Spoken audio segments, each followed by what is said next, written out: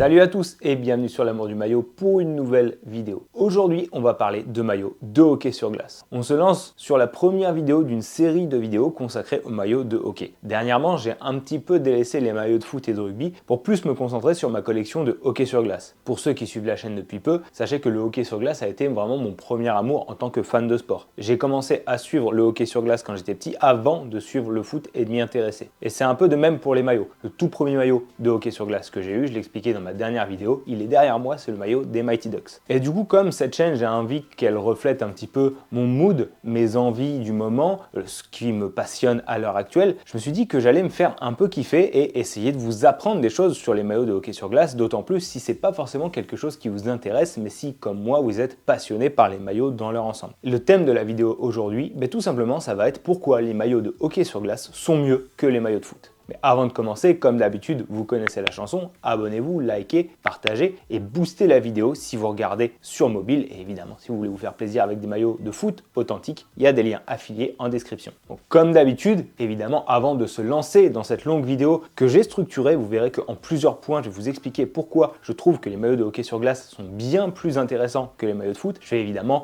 vous faire présentation de maillots. Alors, il y aura une vidéo plus tard sur toute ma collection de NHL, mais pour le moment, je vais vous montrer 3 maillots. Je vais vous montrer vraiment des très beaux maillots, 2 que je vais vous présenter comme ça et un que je vais déballer devant vous. Alors, le tout premier maillot de NHL que je vous présente aujourd'hui, c'est ce maillot des Chicago Blackhawks. Ce maillot-là, il a été porté en pré-saison, donc souvent dans les matchs de préparation, par un dénommé McNeil, donc qui était assez coté à la draft à l'époque, mais qui n'a pas fait carrière en NHL malheureusement. Ça, c'est pareil, je vous en reparlerai plus tard dans une autre vidéo où je vous ferai des comparaisons Reebok, Adidas, Fanatics, donc tout ça, je vais vous le montrer. C'est un maillot qu'on peut reconnaître au fait qu'il n'ait pas d'étiquette Reebok à l'intérieur, c'est la technologie Edge 2.0, donc ça, je vous en reparlerai dans une vidéo tout entière et vous pouvez voir donc que tout est brodé dessus. Vous avez le fight strap à l'intérieur, il y a des marques de match sur les manches, des trous un petit peu partout et ces maillots là en fait étaient un petit peu hors circuit dans le sens où en fait quand ils étaient portés en pré-saison ou durant les tournois rookies, ils n'étaient pas listés par les intendants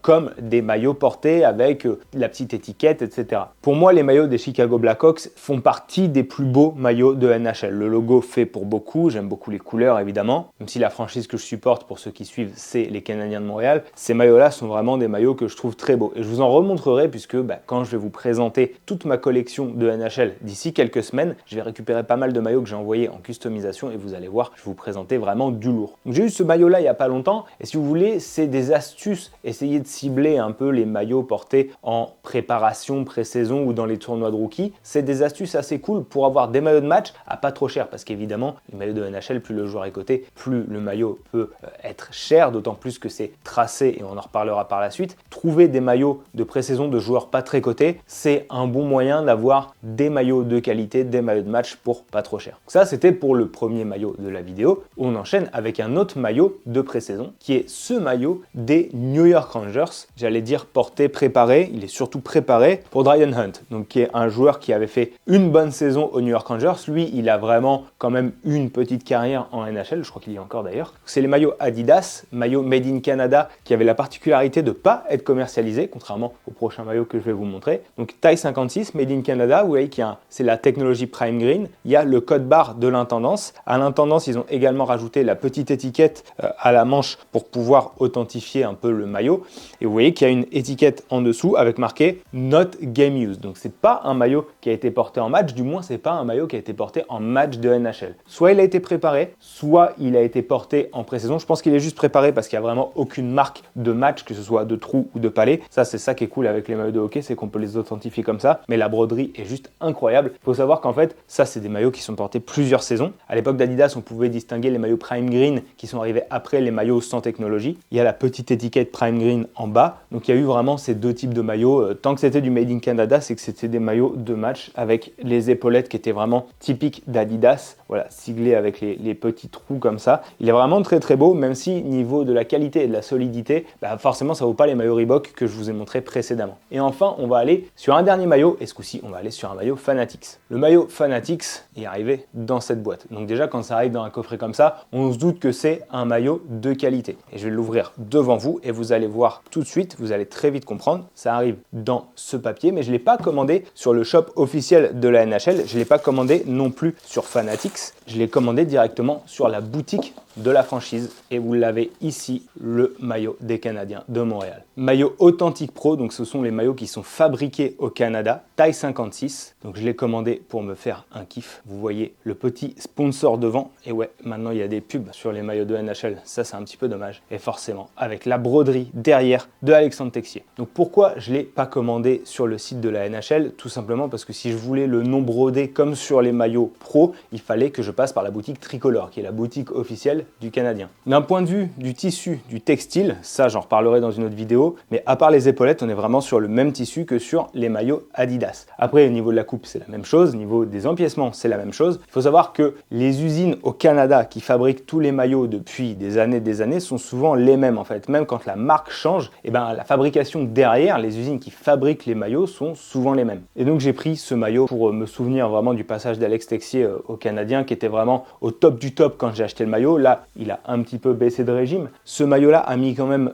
plus de 3 semaines à arriver, même je dirais un mois entre le moment où je l'ai commandé, mais la personnalisation comme c'est de la broderie et que c'est vraiment fait comme sur les maillots de match, et bien évidemment ça prend du temps. Donc le maillot tel qu'il est, à ma connaissance, n'a aucune différence avec les maillots de match, si ce n'est évidemment l'authentification qui est faite par les intendants et par le club. Mais sinon, c'est vraiment les maillots de match avec l'étiquette Authentic Pro dedans, taille 56, qui est la taille que porte Texier. Je me suis fait vraiment un gros plaisir, puisque je sais que je ne mettrai jamais la main sur un maillot de match autant que j'ai ce qui s'en rapproche le plus, c'est le maillot Authentic Pro fabriqué au Canada. Mais c'est bien beau tout ça, mais pourquoi est-ce que je préfère les maillots de hockey aux maillots de foot en règle générale? Comme je l'ai expliqué, cette vidéo-là risque d'être un petit peu longue et je vais vous expliquer ça en plusieurs points que j'ai détaillés. Déjà, il n'y a pas de sponsor, enfin du moins, il n'y a pas de pub qui recouvre tout le maillot. Vous avez qu'un seul logo qui est présent sur le maillot et c'est le logo de la franchise. On dit souvent sur un maillot de foot que le sponsor vient habiller le maillot. Ça, c'est pour les gens qui aiment les maillots avec sponsor. On peut leur accorder qu'effectivement, un maillot sans sponsor peut faire un petit peu vide. Vous avez cet avantage avec les maillots de hockey, c'est qu'ils feront jamais vide, puisque vous n'avez pas le petit logo et une grosse pub dessus, vous avez uniquement le logo de la franchise. Alors vous l'avez vu avec le maillot de Texier, évidemment maintenant il y a des pubs sur les maillots de NHL, mais vous n'en avez qu'une qui est petite, j'espère que ça s'arrêtera là, et ça dépend aussi des maillots, mais bien souvent c'est un petit peu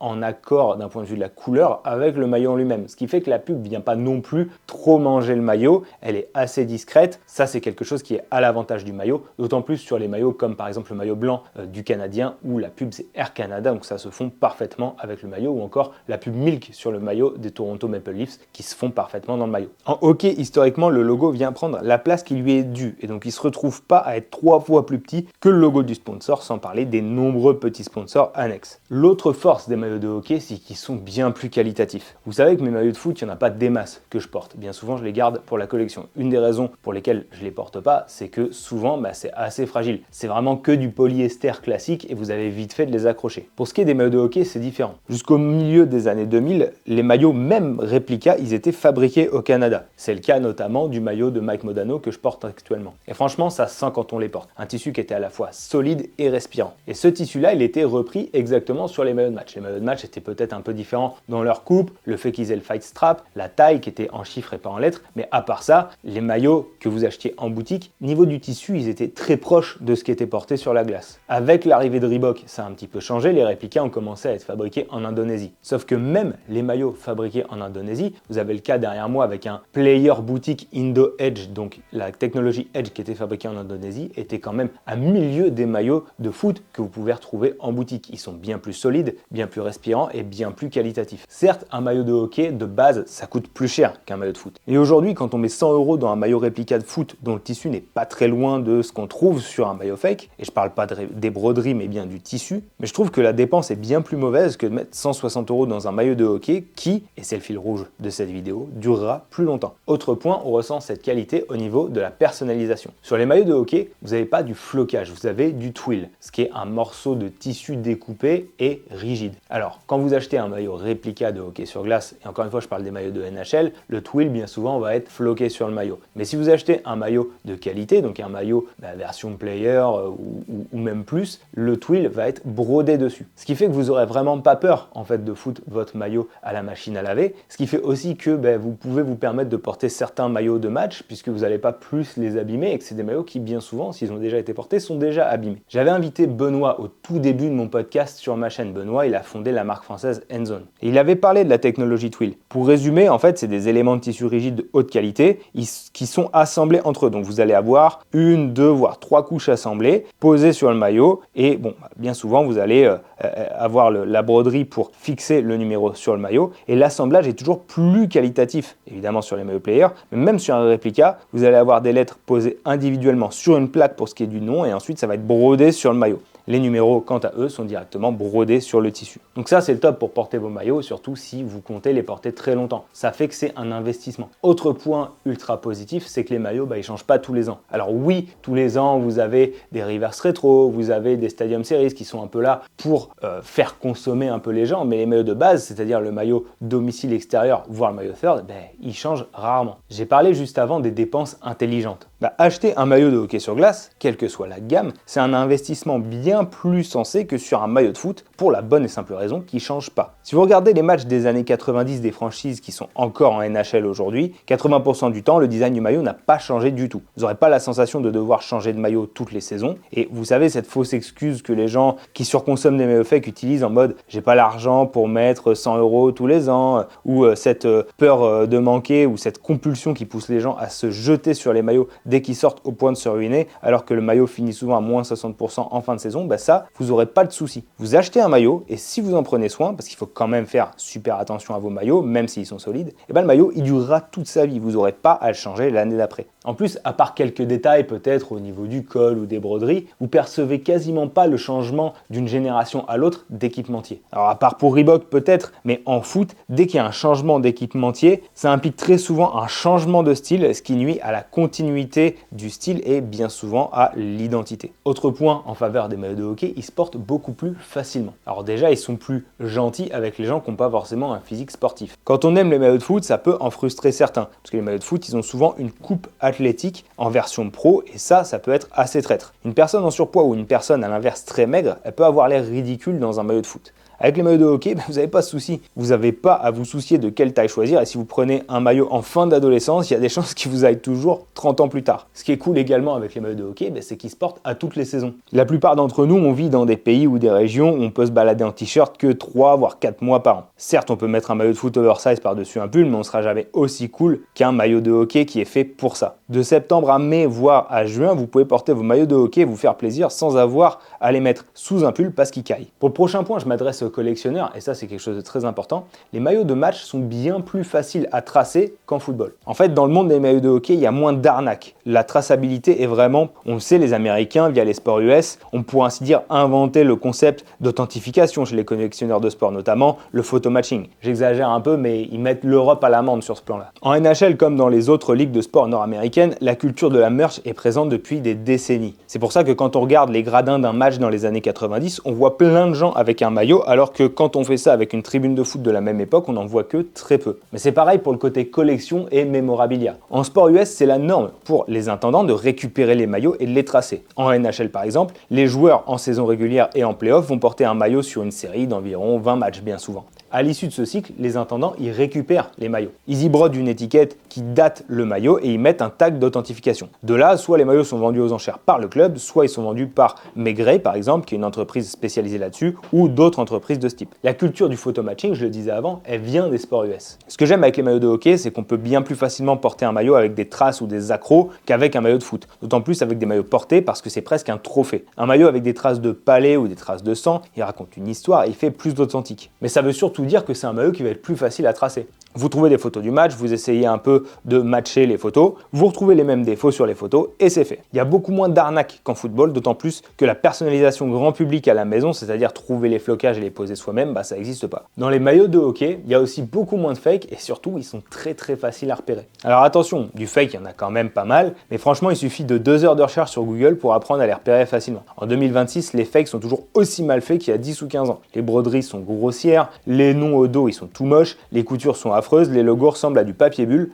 En plus, ils mélangent maladroitement des features des maillots réplica avec des features des maillots player, comme les fight straps par exemple. Souvent, ils en foutent sur un maillot avec juste une petite broderie, alors que clairement, le maillot, il est copié d'un maillot réplica. L'avantage en hockey, c'est que vous trouverez beaucoup de forums, de pages d'aide de collectionneurs ou même des chaînes YouTube qui aident à bien se former. Alors ça fait peut-être un peu ressource à l'ancienne de parler de forums et tout, mais je vous jure que ça aide. Moi, je sais que ça m'a vraiment beaucoup aidé par le passé. Dans les maillots de hockey, autre point intéressant, c'est qu'il y a 3 gammes pour les budgets. Bon, en foot, on le retrouve un petit peu, mais vraiment sur les très gros maillots, alors qu'en hockey, c'est très courant. Depuis les années 90, de la période CCM à la période Fanatics aujourd'hui, en passant par Reebok ou Adidas, vous avez toujours eu le choix entre 3, si pas 4 versions, quand on compte les sweaters ou les versions basiques, de maillots en boutique. Alors évidemment, je me concentre sur les maillots commercialisés, pas les maillots stock pro ou préparés comme j'ai pu vous montrer préalablement. Avec Fanatics, qui est l'équipementier actuel de la NHL, vous avez déjà le maillot Breakaway. Le maillot Breakaway, c'est le réplica d'entrée de gamme. Ensuite, vous avez le Premium, qui est un réplica haut de gamme. Ces 2 maillots-là sont fabriqués en Indonésie. Et après ça, vous avez le maillot Authentic Pro, qui est made in Canada et qui est à 99,9% le maillot Stock Pro. Il est, comme je le disais précédemment, fabriqué dans les mêmes usines et avec les mêmes tissus. Les maillots made in Canada, ils sont difficiles à trouver ailleurs que sur les boutiques officielles de la ligue et des franchises. Mais parfois, on en trouve sur des sites de sport ou de déstockage américains ou canadiens. Par contre, si votre truc c'est un peu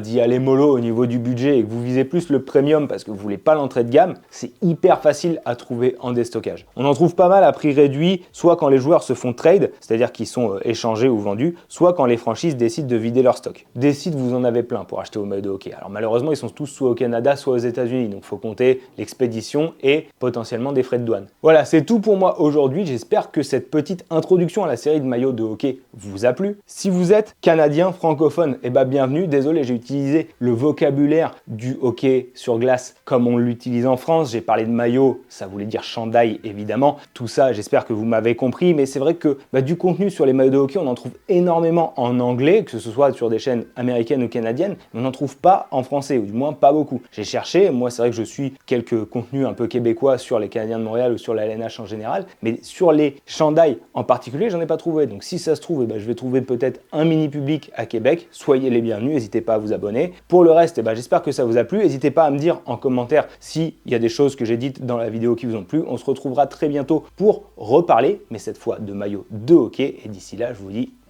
ciao!